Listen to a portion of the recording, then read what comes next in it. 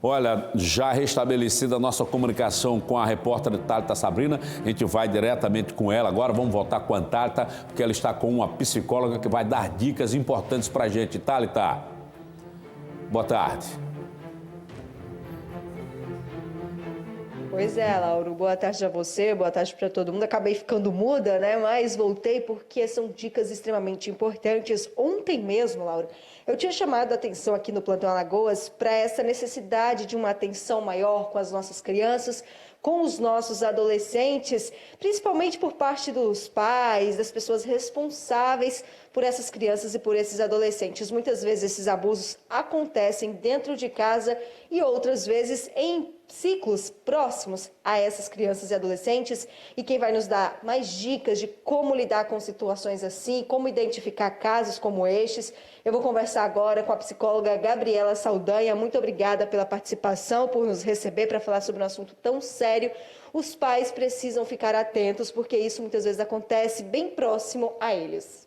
Isso, o papel dos pais, né, e dos cuidadores é de fundamental importância. A responsabilidade é deles, né? A gente vê que os estudos mostram que os abusadores geralmente têm algum vínculo familiar ou vínculo com a família.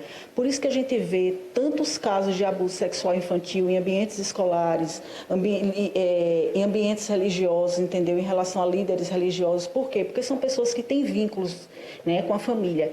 E no próprio ambiente domiciliar, né, o próprio ambiente doméstico, em que a criança tem um vínculo com aquela pessoa que mora ali, ou alguém que chegou, ou até vínculo consanguíneo, né, e estabeleceu um elo de confiança. E nem ela, muitas vezes, tem a consciência que aquilo ali é um abuso. Né? Então, assim, o estupro de vulnerável, abaixo de 14 anos de idade, atos libidinosos, relações carnais, consentidas ou não, não importa, entendeu? A sedução infantil leva a isso, o aliciamento do menor, né? Como que esses pais responsáveis podem fazer no dia a dia para acompanhar de perto essas crianças, esses adolescentes, para evitar que essas crianças, essas pessoas que são vulneráveis, sofram algum tipo de violência no âmbito familiar, principalmente violência sexual? A família tem que ter a consciência de que a criança ela é vulnerável. A criança ela é vulnerável, ela está ali para ser protegida. Então, assim, os pais muitas vezes eles são ausentes, né? Porque eles não se preocupam com o que é que aquelas crianças estão acessando na internet. Hoje, um número enorme de crianças que têm acesso a celulares e com isso ficam vendo vídeos, entendeu? Falando com pessoas, né, desconhecidos, e os pais muitas vezes não têm essa consciência. O que é que essas crianças estão assistindo na sua casa? Muitas vezes os pais eles não se preocupam com isso. Outra coisa, muitas vezes eles deixam a criança com pessoas que supostamente fazem parte desse vínculo familiar e que estabeleceram algum grau de confiança e assim observar como a criança volta desse passeio, como a criança volta desse dia, se tem isolamento, entendeu? Estabelecer, na verdade, um elo de confiança com a criança para que ela se sinta segura em colocar o que ela está vivendo, o que ela vivenciou, entendeu? Porque muitas vezes são anos de abuso e a criança não se sente segura para falar, né? E psicologicamente falando, a senhora que é psicóloga, quais são os sinais emocionais que quem é vítima de abuso acaba apresentando? A gente vê muito isolamento social, entendeu? Apatia, raiva, né? Sintomas de agressividade, muitas vezes conversas sobre sexualidades inoportunas, entendeu? Que é assim, que a criança... você vê que a criança teve um despertar precoce daquilo ali e não foi no seu contexto familiar.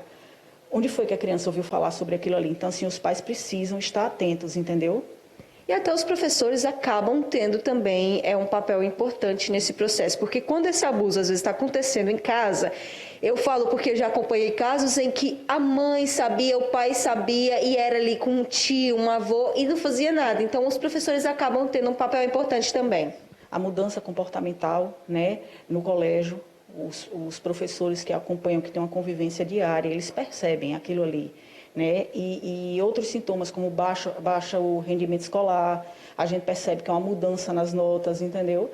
E muitas vezes a criança, quando o agressor está dentro do ambiente escolar, uma criança que sempre teve um bom relacionamento com os colegas e com os professores, passa a se recusar a ir para o colégio, entendeu?